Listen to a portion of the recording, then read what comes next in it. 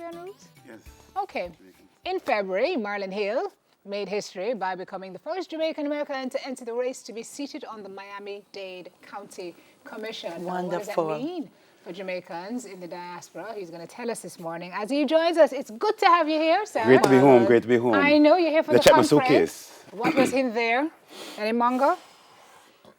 I know they coming at the problem and they going. No, coming is the problem. Oh my God. You know what? We digress. No, actually, it ties right in. Difficulties, experiences that we have when traveling. I mean, we trivialize this, but closer scrutiny is a thing now. It's And definitely has a thing. become and will become even more of a thing. What is your take? Well, I'm glad my social media is clear. I don't know about Delia's, but you know. So, Very clear. May not stop the lead from them. well, you know, you have archives. Is that Edith? Yeah. You cannot talk that hold. Why? It's never deleted. The U.S. people are wonderful. They're wonderful They citizens. say they're not looking for opinions. They They're have the looking best for presidents in the global world. threats. They have the best president. I don't have a problem. Well, the president is kicking off his re-election campaign Today? in Orlando today. Also kicking up more deportations as well. Wow. So I don't know if this is a political move on his part. But for the most part, elections 2020 coming up next year. It's I think it's the most consequential election in humankind. Why do you say that? Why? What's it Because I do? think that our values are at stake. The direction of the world is at stake. There are a lot of issues that impact us as Jamaicans and just people worldwide. Why are you entering the race, Marlon? Because you do so much work already. I don't know if you need the seat to do the work that you continue to do, but why? Why are you running? Well, I mean, it's just a different platform to do what I'm already doing. Your point is right. I've been doing this work for quite a while. Yeah. But leadership matters, you know, in politics, right? Political will, their values are reflected in budgets. Miami-Dade County has a population of 2.8 million people, almost the size of Jamaica, Wow. $9 billion budget. So I'm running for one of the 13 county commission seats where many Jamaicans... Similar profile to Jamaica, because you have lots of Jamaicans living there, lots Correct. of very multicultural. Latinos. A lot of Latinos, you know, non-Cubans as well. Yeah. Yeah. People from El Salvador, Mexico, Colombia. So the district that I'm running for, you know what, Miami is a very multicultural place, but Yeah. the district that I'm running for is very significantly lots of Jamaicans in that district. So the election is going to be next August, August 25th. And then you have the general election that's happening in November the 3rd. Mayor Wayne Messer, Yes, he's from Miramar. Miramar. He is He's running for the presidential presidency. nomination. Yeah. Didn't make the cut for the debate that's coming up in June so I 26th in Miami, but he's still fighting on. Yeah. His parents of Jamaican descent. They moved to West Palm Beach. His father was a cane cutter, a laborer. It's a great story. Great story for him. What's it like for Jamaicans and minorities living in there? Well, not minorities, because Latinos are going to be the largest number of, what you call it now, in terms of population. Well, you know, Jamaicans comprise a significant number of the U.S. population, right? Well over 1.7 million Jamaicans have been going to the United States for generations now. You had those who were in the 30s and 40s. You have folks that came in before the civil rights era in the 50s and 60s. And then you had the big wave in the mid to late 70s and the early 80s. And then now you have the second generation, you know, the kids that are coming up now who are born in the United States but of Jamaican descent. Correct. So the U.S. Census happens every 10 years. And one's happening next year. Every 10 years it happens where constitutionally you have to take account of everyone. Census and... Census form. So you can apply online. You can do it by mail or by phone. It's a very, very significant part of the democratic process because it determines congressional districts. It determines how money is distributed from the budget, over 675 million, depending on where people live, right? So on the form, there's not a box for Jamaican or Trinidadian, right? The Hispanics have a category, and then you have to self-identify your race. So you could put Asian American Pacific Islander, but you have to write in Jamaican because there are some Jamaicans who may be multicultural, but once you self-identify your race, my practice is that you have to write in Jamaican. So that you can know where the Jamaicans live in the United Is there a States. real fear that a lot of Jamaicans, with what's happening now, the mass deportations, the uncertainty about their status, that many of them will kind of be very Deterred. shy to participate in the census, but that's not the right thing to do. That's definitely not the right thing to do, Delia. It's very important that folks stand up and be counted. It's private. The information legally, it's a crime to disclose any information that you give to the census. Yeah. No, really and truly. No, I'm not saying no, but there are a lot of things that are happening in the States now. But that you have have to question make the sure, legality of. if you don't stand up and be counted. So let's say 10,000 Jamaicans listening to this program or this segment say, you know what, I'm not going to answer the census. There's 10,000 less in Miramar or 10,000 less in the county commission district in Southwest Miami-Dade that are not going to be counted. And it's 10,000 less people that are going to be counted out of the budget that would have been Correct. I allocated. hear what you're saying, but I know people would have misgivings. Well, in the U.S. Supreme Court right now is contemplating a case whether to add an additional question To the census. as to whether or not you are a U.S. citizen. Yeah. I think that's a big, big problem. And What is the problem? the problem of the deterrence, people Yeah. answering the question whether or not they're a U.S. citizen. Do you think Because it's a constitutionally, you think it's correct? Or you think I don't think so. I don't think so. The question is, but the U.S. Supreme Court justices had a very robust debate when they met in April about the question. The opinion is going to come out before the end of June. Please read it carefully. Yeah. We will see what happens. But I would say my advice to folks and advice to your families overseas, stand up and be counted. Get your the citizenship process usually takes 4 months. It's now taking 10 months. So they're dragging their feet. Is The that family right? petitions are taking usually, you file for mommy or daddy, it takes a year and a half. Now it's taking 2 years.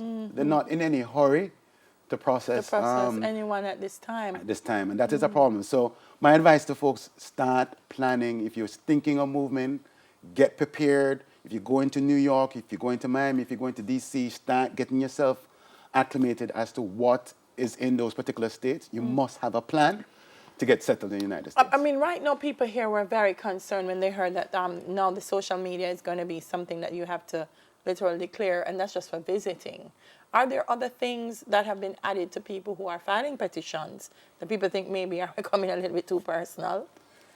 Boy, the social media vetting is a real thing, right? But Yeah. the bottom line is that live your life clean and you'll be good, Yeah. right? Because what they're really looking for is really more national security issues, right? Yeah. I don't think any... A lot of recruitment happens on social media. Absolutely, but I don't think Jamaicans are in any mix-up. Yeah. I hope not, at least. But You don't live think your people life. are going to be targeted for views or opinions expressed that are anti? I hope not. I US mean, administration? that is in a democratic society. People can express opinions about democratic values. They can express opinions about policies that are being pursued. But I really think that the vetting is supposed to be about national security, right? And I hope that they keep their eyes focused on that. If not, we encourage you to reach out to attorneys of Caribbean and Jamaican descent, and we will show up and ensure that your constitutional rights are not violated. We're here for the biennial conference here as well with Jamaicans all across the world. Yesterday, we were greeted by Epsi Campbell Barr. She's the first vice president in Costa Rica, Jamaican descent, her grandmother. Fantastic. So you have Jamaicans in those countries. You have Jamaicans in Panama. We're everywhere. Wherever, Ghana. Doing amazing things. Amazing things. And they should want to have us Yeah. to make their countries too. Because wherever we go, we're bringing our Man, talents. we work hard, man, and we do things. There's a debate now about, and it's been ongoing, whether or not people in the diaspora should be allowed to vote in our general elections. What's your take on that, Marlon? Well, as a hyphenated Jamaican and as a U.S. citizen, if I move back to Jamaica, I can vote in the U.S. elections, right? But I also have to pay taxes, right? Two different systems. We have the Westminster system here, and then the U.S. is a different system. The question is going to be, if Jamaicans overseas are afforded the right to vote, who do they vote for? Do they vote for the MP in the parish that they're from, the community that they're from, or do they just vote for the Prime Minister? Yeah. And that's a challenge as well, because you have more Jamaicans or persons of Jamaican descent living outside Jamaica than in Jamaica. But you raise a serious point. If you have to pay your taxes in the U.S., You be should pay eligible. So taxes maybe here. there should be something that says you can vote, but you have to do these If you have a things. residence here, you have to do if you have these a things to be resident. part of the society. Yeah, Because yeah. if you have let's say there are 3 million Jamaicans outside Jamaica, UK, Canada, Ghana, Costa Rica, United States. The voices of those Jamaicans, should they have a say in Jamaica, the Jamaican they don't Parliament, live here. right? Maybe Yeah. a first step could be a seat in Parliament, or 2, or 3, depending on the regions, right? Tomorrow we're going to be having a robust discussion on expanding the diaspora representation, a diaspora council, broadening the representation and interest, because the Jamaicans do want to have a say and to contribute to Jamaica. Maybe a senator. Possibly, right? maybe a So that they can have a say in policies that are being crafted. And that senator, who would that senator represent? Right. Does that senator represent all That's North right. America or just regions? Right. One final question from me. I don't know if Dennis has any more. Your thoughts on the diaspora conference?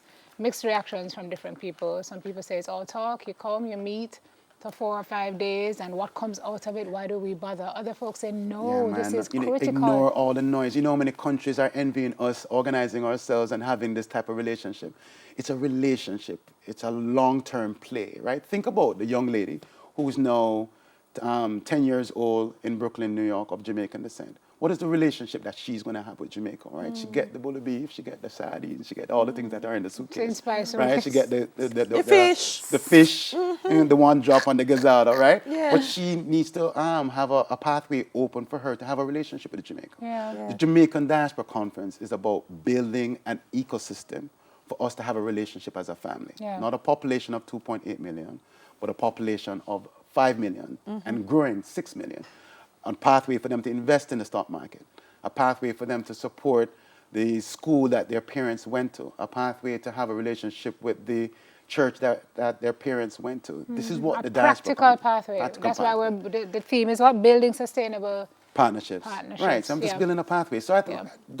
we're so impatient as Jamaicans sometimes, right? Allow this relationship to develop, right? Allow it to develop from the public sector, the private sector, even with media, right? When you travel, you know you have friends in US, Canada that you can call. That's the Jamaican diaspora relationship. It's not just about the conference, right? It's really about a relationship. Beyond. Well, right? sir, we wish you all the best in your run. Thank you your very much. historical run, and we will be If you have any following friends, to see. you have any friends in Southwest we have Miami-Dade no friend. We County, have friend everywhere. make Me a and phone Daly have call. no friend. tell them to go register to vote. Everybody watching now on One Spot Media, and call your friend them overseas and say, when you see Marlon Hill on TVJ, and they must vote for him. And he will bring you fish. And Jamaica will be represented in the Miami-Dade County government. That Which matters. is critical. Critical. You have And somebody also to the call and fish. say, I'm bringing something in my suitcase. Let it through. Correct. Fresh. Back to the fresh. Thank you very much. Welcome. Marlon. Thanks for having me. All right, U.S. Attorney Marlon Hill. All right, more smile after this.